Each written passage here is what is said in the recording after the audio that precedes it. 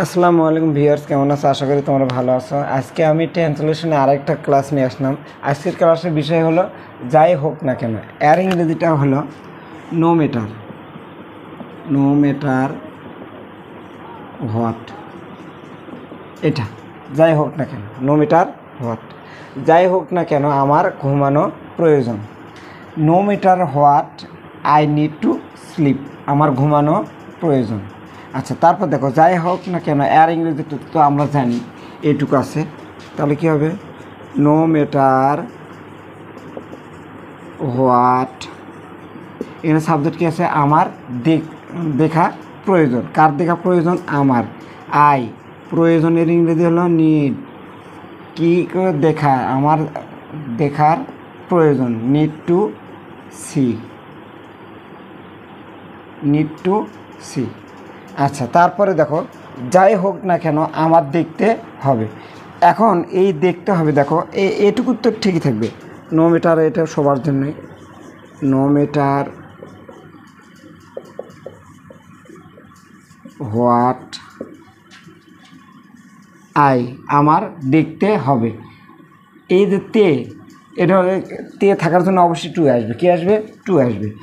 দেখতে হবে, যেতে হবে, এটার জন্য হ্যাভ টু অথবা হ্যাজ টু নিতে হবে। কী নিতে হবে? হ্যাভ টু অথবা হ্যাজ টু। এখন ফার্স্ট পারসন, সেকেন্ড পারসন এবং থার্ড পারসন বহু বচনের সাথে হ্যাভ টু হবে। আর সবার থার্ড পারসন সিঙ্গুলার নাম্বার যদি হয় তাহলে তার সাথে হ্যাজ টু হবে। তাহলে আমার দেখতে হবে, আই হ্যাভ টু সি। দেখার ইংরেজি হলো সি, দেখতে হবে।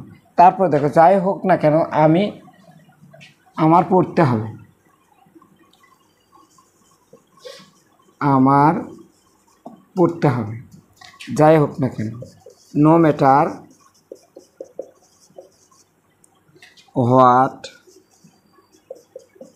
আই পড়তে চাই। আমি পড়তে চাই। আমি পড়তে চাই। I want to read. No matter what I want to read, যাই হোক না কেন আমি পড়তে চাই। আমি খেতে চাই, আমি যেতে চাই। এখানে যেতে যদি লেখো তাহলে এখানে গো।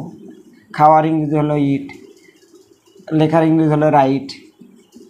যাই হোক আমি লিখতে চাই, যাই হোক আমি যেতে চাই, যাই হোক আমি খেলতে চাই, যাই হোক আমি ঘুমাতে চাই, এরকম নো ম্যাটার দিয়ে। আচ্ছা, এখন দেখো এখানে যদি ঘুমানো থাকে, আমার যাওয়ার প্রয়োজন। ভালো করে খেয়াল করে দেখো, আমার যাওয়ার প্রয়োজন।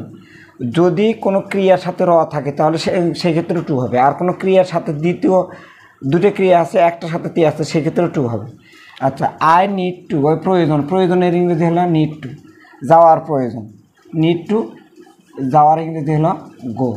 এখন দেখো যাওয়ারের জায়গাতে আমরা লিখলাম হলো খাওয়ার, তাহলে এই জায়গাতে হবে হলো ইট। বলার প্রয়োজন, এই জায়গাতে হবে হলো টেল।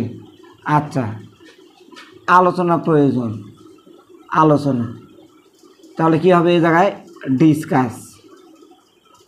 বর্ণনা, বর্ণনা, এই জায়গাতে হবে ডিসক্রাইব। আচ্ছা, এখন দেখো ডিসক্রাইব, এরকম করে আমরা ভার্ব চেঞ্জ করে দিলাম।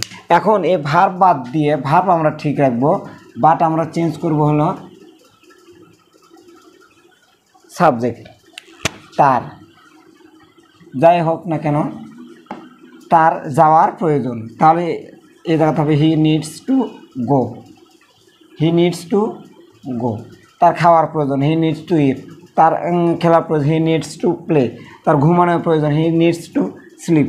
আচ্ছা, এই জায়গায় যদি তাদের হয় তাহলে এই জায়গায় সাবজেক্ট হবে হলো দে।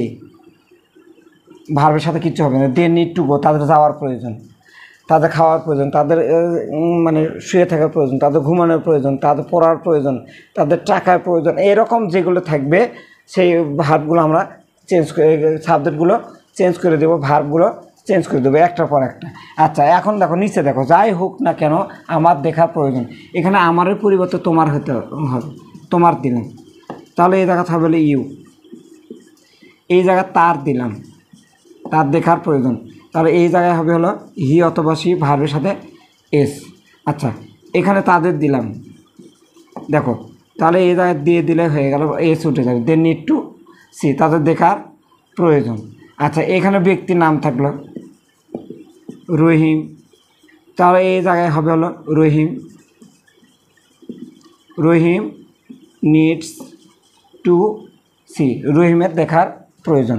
এরকম করে প্রত্যেকটার একবার আমরা সাবজেক্ট চেঞ্জ করে দেবো, একবার ভার্ব চেঞ্জ করে দেবো, একবার অবজেক্ট চেঞ্জ করে দেবো। এরকম করে একটা বাক্য থেকে আমরা 3টে বাক্য শিখতে পারবো। এইগুলো মেইনলি ট্রান্সলেশনটা ডিপেন্ড করে হলো তোমার ভোকাবুলারি এবং প্র্যাকটিসের উপর। English speaking total depends on practice, practice ছাড়া সম্ভব না। তো আজকের মানে নোমেটার দেখে শিখলাম। অন্য কোনো ক্লাসে অন্য বিষয় নিয়ে আমি তোমাদের সামনে হাজির হব। সে পর্যন্ত সবাই ভালো থাকো। আল্লাহ হাফিজ।